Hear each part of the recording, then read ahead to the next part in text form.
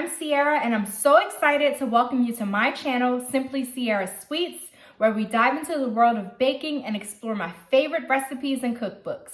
If you're like me and always make room for dessert, please like, share, and subscribe and join my baking journey. Happy baking! Today's recipe is for all the basic girls and guys like me who love pumpkin spice everything. Our recipe comes from this special edition of Better Homes and Gardens and features close to 100 of their best pumpkin recipes. This issue has cakes, candies, donuts, dips, and even pumpkin flavored cocktails. Yum! We'll be preparing this irresistible caramel pumpkin snickerdoodle monkey bread. Say that 3 times fast. Pumpkin, cinnamon, caramel, and pecans. It doesn't get any better than that. Let's dive in. Okay, so for our bread, we're gonna need 3/4 cup of milk, a package of yeast, 3/4 cup canned pumpkin, 1/4 cup of melted butter, 1/4 cup of sugar, 1 egg, a teaspoon of salt, and 4 1/4 to 4 3/4 cup of all-purpose flour. First, we'll heat our milk until it's about 105 to 115 degrees. So we're gonna add our warm milk to our mixing bowl. And then we're gonna add our yeast on top of that and let it sit for about 5 minutes until it's frothy. And since I'm using instant yeast, it probably won't need to sit as long. I'm using my dough hook attachment, and to our yeast mixture, I've added in our canned pumpkin, 1/4 cup of melted butter, 1/4 cup of sugar, 1 egg, and 1 teaspoon of salt. And I'm just going in with my spatula now, just to make sure nothing's stuck to the bottom there.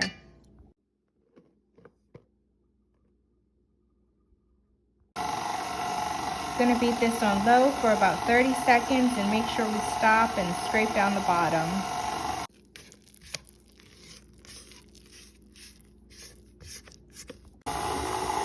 And so we're beating our mixture at a medium speed, and we've added in more of the flour. We're gonna let it go for about 3 minutes or so and add in as much of the remaining flour as we can, making sure that we scrape down in between. So here's the dough after I kneaded it with the dough hook. I'm going to take it out and knead it by hand.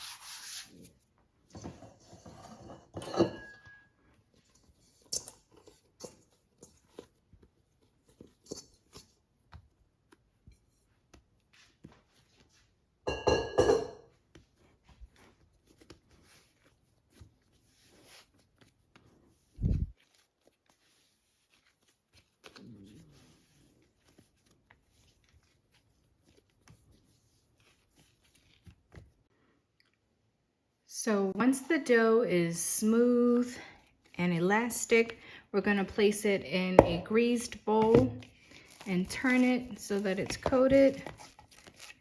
And then we're going to cover this and let it rise for about 45 minutes or so.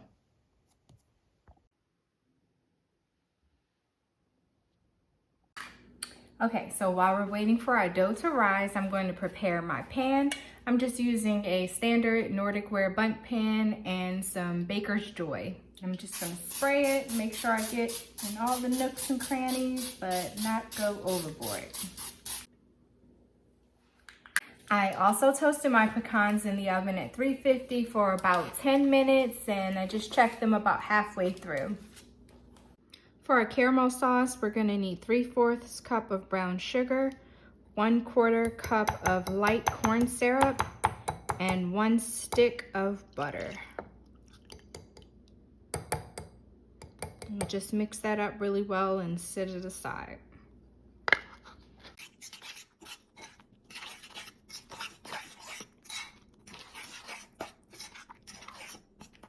Now that our caramel sauce is mixed, we can prepare our cinnamon sugar or pumpkin spice and sugar mixture. So I'm going to be using 3/4 cup of granulated sugar and 1 tablespoon of pumpkin spice. We're just going to mix that up.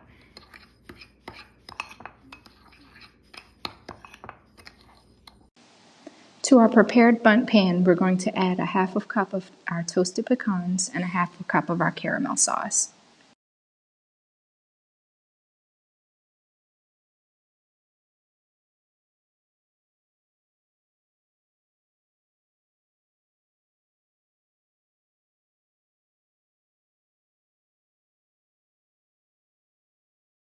And we can set this aside to start preparing our dough balls. Lightly flour your work surface. I'm using my favorite non-stick baking mat. Our dough has risen nicely, and now it's time to deflate and divide our dough.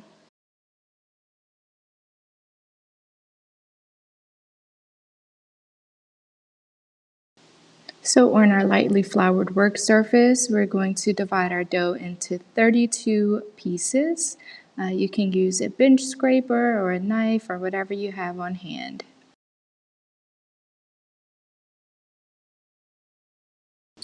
Once the dough has been divided, we're now going to roll each piece into a little ball.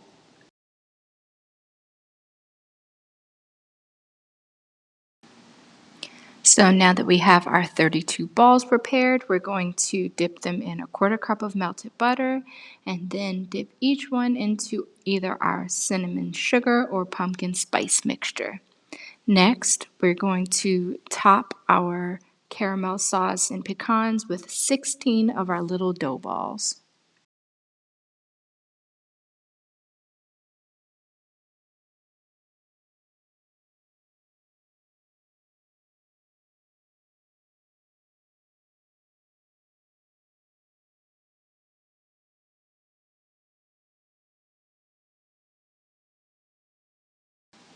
Now that we have our 16 balls, we're going to top those off with the remaining pecans and the remaining caramel sauce.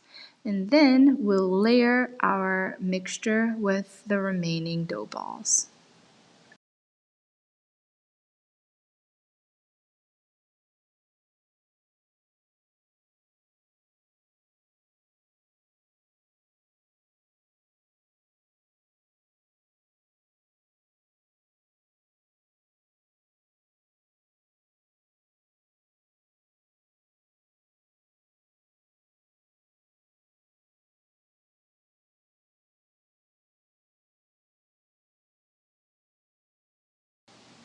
If you're heavy-handed like me, you might need to melt a little more butter. When you finally have all of your balls in the pan, you're going to cover it and let it rise in a warm place for about 45 minutes. It will be about double in size at that time. You can also preheat your oven to 350. We're going to bake it for 40 minutes. Around the 30-minute mark, you can check it to make sure it's not over browning. If it is, you'll cover it loosely with aluminum foil. Once baked, let it cool on a wire rack. And now, the moment of truth. Will our monkey bread be just as beautiful as the picture? If you happen to make this recipe, let me know in the comments along with some of your favorite pumpkin desserts. Don't forget to like, share, and subscribe so you don't miss out on any of my sweet recipes to come. I can definitely say that it smells great. I've let it sit in the pan for about 10 minutes, so here we go.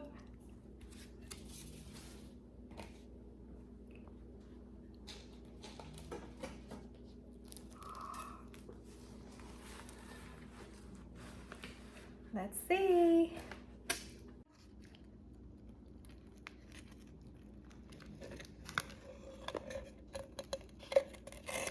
Beautiful. Picture perfect. Thanks for tuning in. Until next time.